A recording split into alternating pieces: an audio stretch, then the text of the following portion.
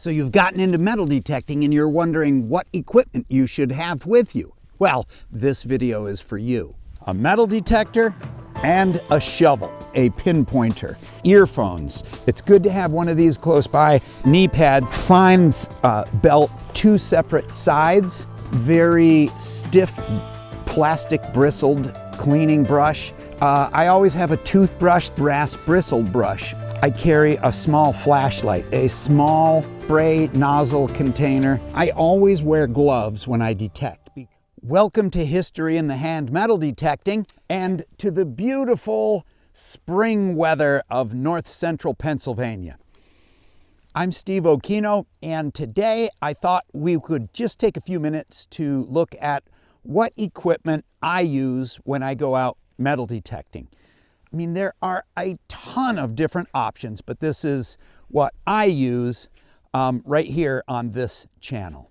Let's take a look. At the very least, you're going to need a metal detector and a shovel. All the other stuff goes in addition to that. So let's begin with the metal detectors. There's a ton of different options. I have chosen to use the original Simplex Plus. I've been doing this for about almost 2 years. It'll be 2 years in June. But I almost always use, if you've watched my videos, then you know I use the Simplex. I almost always use Park 1 with a sensitivity not quite full, but down 1. So that is the detector I use. I also have chosen to use the SP24 coil. It's 5 inches wide and 9 inches long. And the original 11-inch coil is a little bit too big for the cluttered homestead areas and lawns that I usually detect.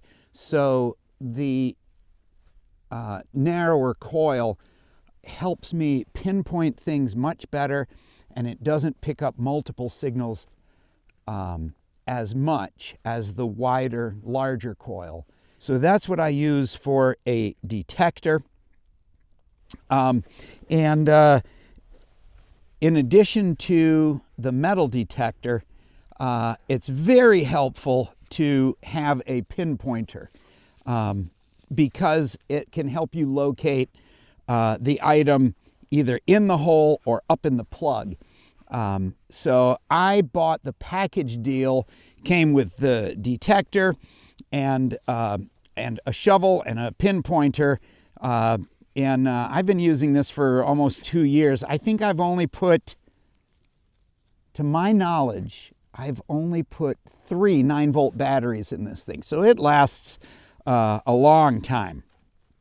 So that's it for the actual detectors. Now let's look at some of the other equipment that you will want or find helpful, at least that I find helpful in my detecting here in northern Pennsylvania. Let's take a look at what I use to dig with. Now there are a bazillion, I don't know how many zeros that is, but it's a lot of zeros of possible options for digging shovels. And a lot of them are specialized for metal detecting and have serrated edges for cutting through roots and stuff. I didn't want to spend a ton of money. So I went to Walmart and I bought a Fiskars shovel. Now these Fiskars shovels, when I purchased it, it was about this long and it had a serrated bottom edge. I think it's for edging or digging down to plant with. I just took it to my shop and I ground a V in it, and it shortened the shovel. Now, since I've dug, I wouldn't even begin to know how many holes. It's probably shortened by about that much in 2 years. But that's all right. It cost about $30 when I bought it. So given that other shovels can cost 3-4 times as much as that, it's lightweight and it's plenty sturdy. Our soil here has a lot of gravel in it and rocks, so that's what's worn this shovel away. But at 30 bucks, I can get, let's say at 30 bucks, I can make 3 of these, and that'll take me 6 or 7 years compared to buying one super expensive one. This is my digging dog, Mac. He usually accompanies me if I'm out in the field or in the woods and not around a busy roadway. So Mac's usually with me. He does his own digging, and he likes slimy ponds. You want to go swim? Want to go swim? Go on. You can go swim. Go swim. Now, in addition to the main digging shovel, I also use a Nocta Deluxe digger. It is lightweight and it's made out of an alloy. It's pretty sharp and has some serrated edges for cutting roots and stuff like that. So that's a handy thing to have. I started with a Dr. Otech, which was very strong, but it was a little bit more heavy. So I've opted to go with this one. One little thing that I do that helps me identify targets right away is I bought a rare earth magnet and glued it to the top of my shovel so that when I find something and I wonder if it's iron or not, I can touch it to the magnet. If it sticks, it's iron. If it doesn't stick, then I know that it's lead or aluminum or brass or copper or something like that, pewter. So it's good to have one of these close by. If you dig your hole and you don't want to use the great big huge shovel, the small one can help you get down into the hole and just get a little bit farther. So that is a very good thing to have. An additional item that I find very helpful is the earphones. These Nocta Bluetooth earphones connect wirelessly with the unit, and using the earphones really helps me to hear the subtlety in the tone changes. So it kind of makes the sound come from inside my head. It's a very good way to hear the audio tone. Especially, and these are when you'll find them especially handy, if it's windy outside or if I'm working in the early spring, like now when there's tons of dry leaves, or in the late fall after the leaves fall. There's so much extra noise that the coil makes as you keep it near to the ground, that there's all that extra noise. Well, wearing the earphones puts the signals inside my head, and it can be as loud as it wants to be outside. So that's another helpful thing, at least that I find. Since metal detecting involves a lot of kneeling down and standing back up and kneeling down and standing back up, especially if the conditions are wet, I use just a pair of knee pads that I can just strap on, and then when I kneel down, it keeps my knees from getting injured by rocks or sharp sticks or thorn bushes or raspberries or whatever that are down there. Also, they keep my knees from soaking through with groundwater, and that winds up making it a lot warmer for me, or I should say less cold. There are just a ton of options for fines belts or bags out there. I just bought this one. I'll put a link to it down in the description. I liked the fact that this one had 2 separate sides to it, and it can be adjusted easily. I use mine buckled in the back so that I can have both bags on either side, and I use one side of the fines belt to put somewhat valuable things, and one side to put junk like this. So if it's not valuable, I stuff it in this side. If it is valuable, I stuff it in this side. And while we're talking about putting valuable things in one side, it's not just, I don't keep just an open bag. I have a couple of smaller items in there. Here's a little medicine pill container that I use for coins. That one's just about full. And then this is a small container from Working Hands hand cream. But I like to have a container that I can put something in that might be delicate. If I find a Victorian dress sash buckle that's kind of delicate, I don't want to put it in with maybe some other heavy things.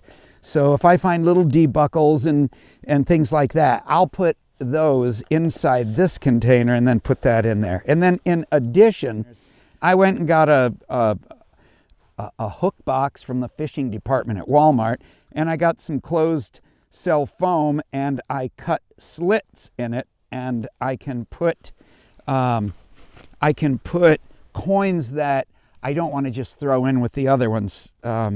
Here's a Mercury dime, and this happens to be the oldest dime I've ever found. It's a seeded dime from 1841.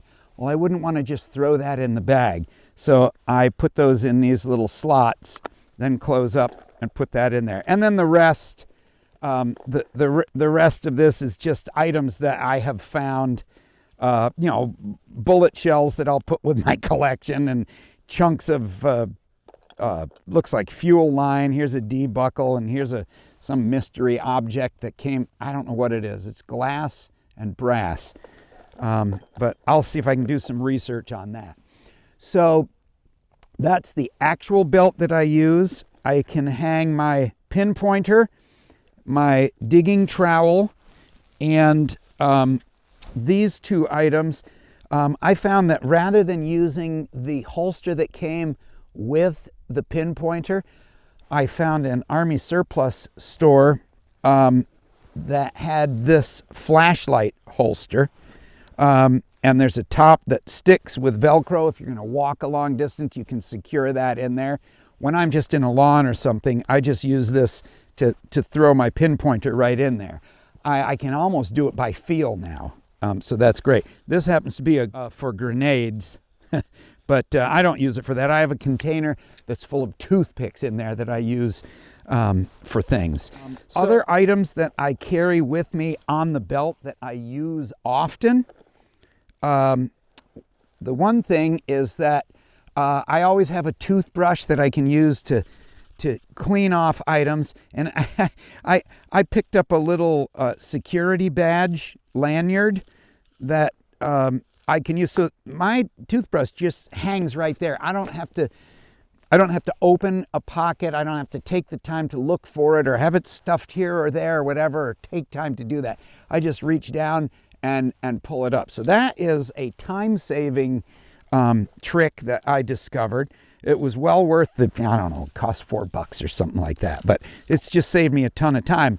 And the more time you save while you're going through the process of metal detecting, the longer you can detect at the end of the day. This is a very stiff plastic bristled cleaning brush that I carry here. That's really handy for removing gobs of mud or caked on dirt. It can remove it pretty fast, not from tiny little delicate items, but like something big you want to find a horseshoe or something like that.